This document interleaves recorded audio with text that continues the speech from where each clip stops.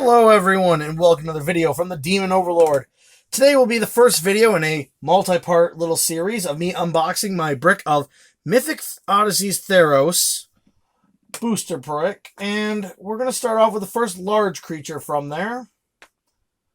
And the first large creature we actually got from our Mythic boxes, we've actually got the Nightmare. And I know what you're thinking is, dang, this is an unusual looking Nightmare, but I like him because he's very unique. Now, I don't know if in Theros the Nightmares are considered creatures of Nyx, but I love that spectral mane kind of going on there, and those weird chains going off. Pretty interesting. Comparatively to other Nightmares of the series, he's actually pretty large. He's larger than the Pathfinder Nightmare from the more recent set, as well as the recent Avernus Nightmare, which was a multi-piece mini with a interchangeable, I think it was a Hell Knight or something. But really cool. I love this mini. It's a very interesting multiple optional variant for the Nightmare. Maybe it's like a Shadow Nightmare. So maybe it's more of a Shadowfell creature. More interesting. Moving on here. Here we have the Oracle. Now I know in the Theros cards there was the Oracle that was the lover of Elsabeth, the original Planeswalker for Heliod, and who became the new Heliod champion. Really nice miniature here. He's very simplistic in his design. I like the gold on him. It's very simple. It doesn't really make him super impressive sculpt-wise, but his chest and his paint job make him good enough that he's ready for the table. He could even be a nice PC character if someone wanted to be a character that looks sort of like a monk, or possibly some type of sorcerer. So very simple, but a very nice miniature nonetheless. Following up here, we have the Sentry, which is a very nice creature. And these are from the Returned, from the Theros Beyond Death set. So very Magic the Gathering base, I should say. This is the variant that I know comes with the black cloak, as well as has a more simplistic mask. So he's probably lower tier than the other one in the set, but a very nice mini if you're looking for an undead that may be a leader of the undeads and maybe different, and kind of spice up your players' encounter by giving them an opponent that leads the undead, and maybe make him a little more intelligent or something. Moving on.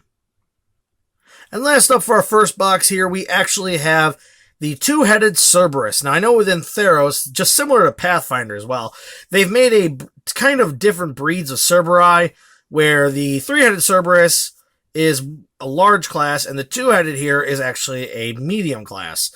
Now, I think these also have another potential to be a multi-headed or twin-headed Shadow Dog, or if you don't happen to have a Death Dog miniature, this guy could be a good stand-in for that, as to be a nice piece instead of always trying to find the other mini, since he has that nice dark black paint job. So very nice miniatures. Now let's get on to box 2. In box 2 here, we have the Lamia. I know this is a less impressive miniature from the series, but not too bad. My only real complaint is I wish some of the scales on her body and hair had some more color to kind of make them pop a little more. It's a little too Nyx looking. It's too full of the energy of Nyx. Like, its arms, I think, could have used some, like, green or whatever color scaling they have going on there, because there's great detail, and the face on mine looks very well painted versus some of the others I've seen unboxed. Those ones look a little harder to look at. Mine's got pretty good paint job in the face. But overall, an interesting mini for something we don't really have many other miniatures of from the D&D line. So pretty cool and pretty interesting. Next up here we have the Nyx Fleeced Ram, which is a very nice ram.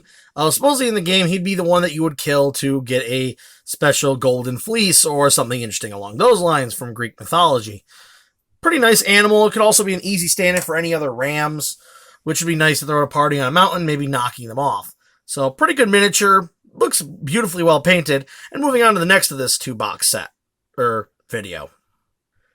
Here we have the Ghostblade Eidolon or Eidolon. I'm not really sure how you pronounce it, so don't hate me for maybe messing it up. But she's a pretty cool looking miniature. I like the blue and yellow on her. She's definitely a Nyx undead, or some type of Nyx spirit. I don't know much about the card, but pretty cool. I mean, she's pretty interesting looking. She could be a cool spirit or some type of avatar of maybe a lesser god if necessary to tell a group a message or a messenger from an undead person or undead realm. Really nice. And I like the 2 blades. It gives her a nice little bit of a good battle presence as well as a nice presence in general. Okay, so let's get to the last mini from this box, shall we? Here we have the Nymph Dryad. Now, this is obviously the Nymph of the woods, so pretty cool. And all nymphs, I believe, are Nyx born in the Theros. So if you wanted your Nyx to have a little more flavor, he'd be pretty cool since he is also a male sculpt. And if you have the female Nyx sculpt or Dryad sculpt, it'd be cool to have them next to each other. It'd be like a pair. So pretty cool. I even like the pose since it's normally a simplistic creature. His pose is different and unique. So pretty cool there. So anyway, guys, this is number 1 of 4. So definitely stay tuned for the other videos and check them out too if you want to see the whole entirety of my unboxing. As always, check out the podcast for the Dice and Dummies, and please do like and subscribe down below. It keeps the channel going. Anyway, guys, have a safe one out there, and bye-bye.